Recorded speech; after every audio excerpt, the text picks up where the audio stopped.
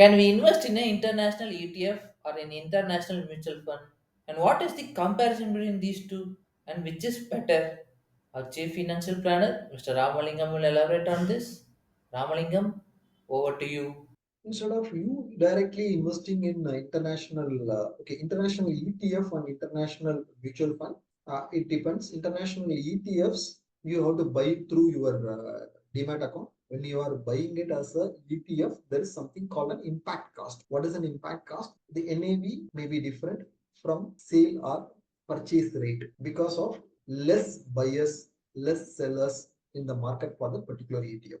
If you are choosing for an ETF, then go for an ETF where good volume of transaction is happening, good turnover is there, and market rate is similar to the NAV rate. Then in that case, ETFs can work for it. If the impact cost is more, you can avoid that and go for international mutual funds where see ETFs are also mutual funds.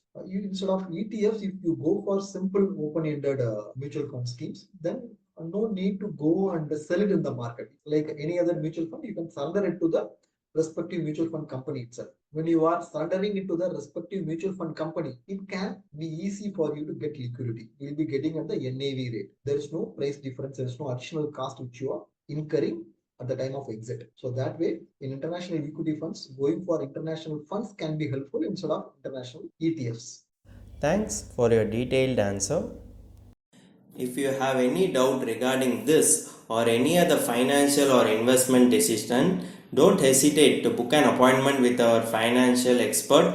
The link to the appointment is given in the description below. And also, would you like to know more about finance and investment? Then we would recommend you to attend our live webinar. The link to the webinar is also given in the description below. The webinar is absolutely free. If you like this video, hit like, and if you are new to our channel, please do subscribe.